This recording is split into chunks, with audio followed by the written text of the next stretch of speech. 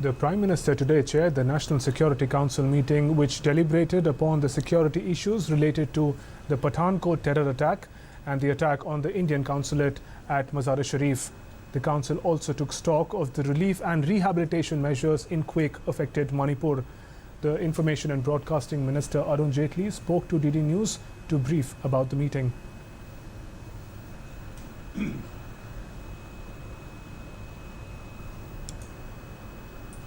We'll go across.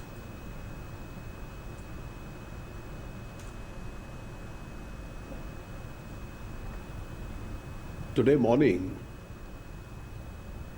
the Honorable Prime Minister chaired a meeting of the National Security Council.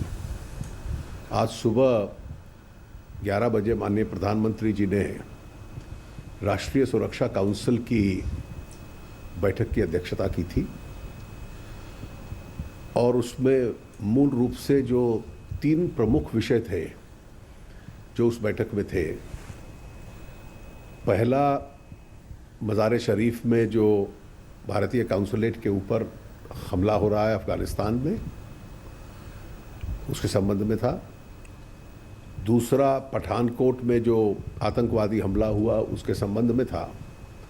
और तीसरा, जो पूर्वोत्तर के क्षेत्र में भूकंप आया उसके संबंध में था। भूकंप के संबंध में माननीय प्रधानमंत्री जी की बातचीत वहाँ के मुख्यमंत्री से भी हुई और जो क्राइसिस मैनेजमेंट कमेटी है कैबिनेट सेक्रेटरी की अध्यक्षता में, वो जो भी उपयुक्त कार्रवाई है वो कर रही है। टेलीकम्युनिकेशंस, पावर रेस्टोरेशन, ये सारी गतिविधि चल रही है। माननीय गृह मंत्री जी जो पूर्वोत्तर में ही थे और राज्य गृह मंत्री जी भी जो अरुणाचल में थे, उनको कहा गया कि उन्हीं राज्यों की तरफ उस परिस्थिति का वो मुआयना लें और जो भी आवश्यक कार्रवाई करनी है वो दें।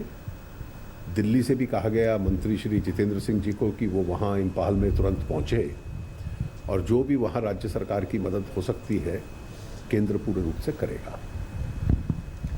मज़ार-ए-शरीफ के संबंध में भी रिपोर्टिंग हुई कि जो हमला हुआ, हमारे दूतावास के काउंसुलेट के जितने भी कर्मचारी हैं सब सेफ हैं और जो पिछले समाचार आए थे अभी तक वहाँ फायरिंग तो चल ही रही है। पठानकोट की घटना को लेकर एक डिटेल रिपोर्ट और चर्चा हुई और मैं जिन जवानों ने देश की रक्षा के लिए अपनी जान गंवाई है उनको अपनी श्रद्धांजलि देना चाहूँगा और सरकार भी अपनी श्रद्धांजलि देना चाहती है। देश की रक्षा के लिए उन्होंने सर्वाधिक त्याग किया है और जिस प्रकार से हमारी सिक्योरिटी फोर्सेस ने पठानकोट में प्रॉम्प्ट एक्शन लिया, ये जो आतंकवादी आए थे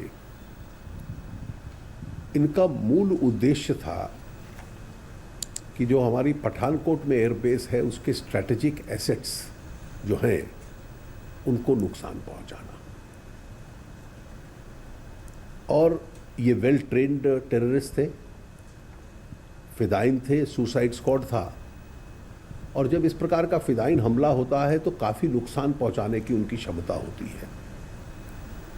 लेकिन और ये जो कॉम्प्लेक्स है बहुत बड़ा है, इसकी जो सर्कमफ्रेंस है एयरबेस की अपने आप में 24 किलोमीटर लंबी है और इसीलिए उसके क्लीनिंग ऑफ ऑपरेशंस में भी, कोमिंग ऑपरेशंस में भी बहुत समय लगता है। बहुत बड़ा एरिया है। सिक्योरिटी फोर्सेस ने इनको वहीं पर कन्फाइन कर दिया है जहां इनिशियली घुसे थे, जो स्ट्रैटेजिक साइट्स है उससे काफ़ी दूर। और 4 की बॉडीज ऐसी हैं जिनको उन्होंने पोजीशन में ले लिया और क्योंकि बहुत ज़्यादा एक्सप्लोसिव वगैरह वहाँ था तो इसलिए बाकी जो 2 हैं उनकी बॉडीज़ के साथ प्रोसेस लेना और उसका प्रोसेस चल रहा है, उसकी घोषणा वो सिक्योरिटी फोर्सेस अपने आप में करेंगे। सिक्योरिटी फोर्सेस का जो मूल उद्देश्य था कि किसी प्रकार का भी नुकसान हमारे एसेट्स को, जो एयरफोर्स के स्ट्रैटेजिक एसेट्स वहाँ पर हैं, उनको ना हो पाए।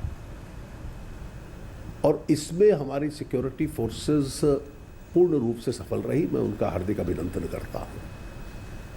दूसरा उद्देश्य ये भी था कि कम से कम नुकसान हो, मिनिमल डैमेज हो,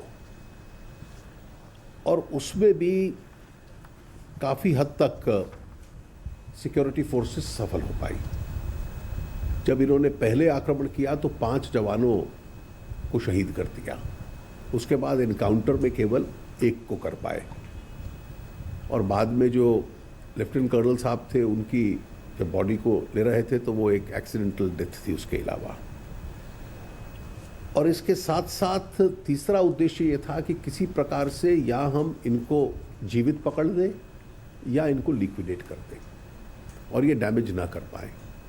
इन तीनों उद्देश्यों में सिक्योरिटी फोर्सेस पूर्ण रूप से सफल हुई है। इस प्रकार के ऑपरेशन स्वाभाविक लंबे चलते हैं, और एक लंबा चलने का कारण यह भी होता है कि एक्सप्लोसिव्स खूब होता है, फैला हुआ होता है, एरिया बहुत ज़्यादा है, और वो सारी कार्रवाई जो उसके तहत है वो सिक्योरिटी फोर्सेस करेंगी। उनकी ऑपरेशनल डिटेल्स वो पठानकोट से मीडिया को बतला रहे हैं। लेकिन आज नेशनल सिक्योरिटी काउंसिल की मीटिंग में हमारे सिक्योरिटी फोर्सेस ने जो प्रॉम्प्ट एक्शन लिया और देश के स्ट्रैटेजिक एसेट्स को पूर्ण रूप से बचाया, इसके संबंध में पूरी चर्चा हुई।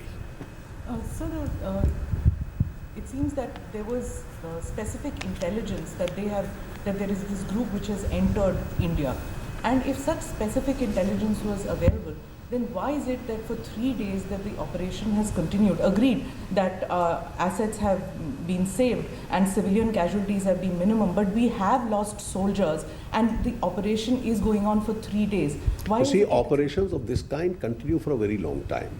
Even in Mumbai, if you remember, on 26/11, the operation continued for a very long time. There were 6 terrorists. They were able to inflict damage in terms of loss of life and property, damage to the extent of more than 180 people. And operation had to continue for several days because these are trained terrorists. These are suicide squads who come here with a particular object to inflict a loss. So has nothing been learned since Mumbai? No. A lot has been learned, and it is that promptness which has led the security forces to immediately contain them at the entry points, at the first point itself.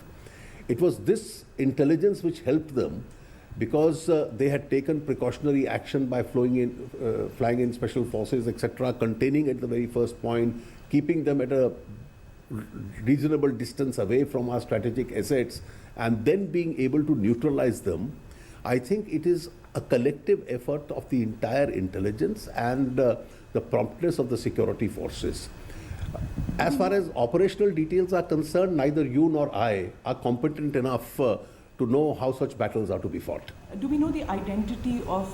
Well, I think we are at a stage where the operations are still on, and therefore it is not proper for me to say anything more than that. Will it impact on India-Pakistan ties? Well, I think let the operations get over, and it's only then that governments take a view on such matters. अंतिम sir क्या कह सकता है कि जो intelligence input था उससे काफ़ी मदद मिली, वरना नुकसान बड़ा हो सकता था? इनपुट से काफ़ी मदद मिली, इसीलिए पहले प्रॉम्प्टली उनको काफ़ी दूर आप लोग रोक पाए, हमारी सिक्योरिटी फोर्सेस, और उनको वहीं पर कंटेन कर पाए और वहीं पर न्यूट्रलाइज कर पाए, जो कि हमारे स्ट्रेटेजिक एसेट से काफ़ी डिस्टेंस पे थी। कहा जा रहा है कि बहुत कम कैजुअलिटी हुई है, और इस तरह इतना बड़ा जब हमला था, लेकिन जो एनकाउंटर हुआ, उनके साथ फायरिंग जो चली है 2-2.5 दिन की, उस एनकाउंटर में हमारे 1 जवान शहीद हुए। 5 जवान पहले शहीद हो गए जब उन्होंने फ्लैश एक्शन किया आरंभ में, और बाद में एक लेफ्टिनेंट कर्नल साहब की शहीदी हुई जब वो बॉडी को के साथ डील कर रहे थे। बहुत खेद और अफसोस है पूरे राष्ट्र को कि ये हमारी कैजुअलिटीज़ हुई हैं, लेकिन ये उद्देश्य था सिक्योरिटी फोर्सेस का कि मिनिमम कैजुअलिटीज़ हों, उनको या पकड़ लिया जाए या न्यूट्रलाइज कर दिया जाए, और देश के स्ट्रेटेजिक एसेट्स को बचाया जाए, जिसमें वो पूर्ण रूप से सफल हुए। अंतिम सवाल के क्या connection between the two incidents, the Pathankot one and the I think it's too early for me to make any comment on that. क्या आपको लगता है कि आतंकियों की ये जो हमला है एक साजिश है, एक तरह से जो पड़ोसी देशों के साथ संबंध है वो ऑपरेशन चल रहा है, कोई और टिप्पणी नहीं करूंगा। धन्यवाद।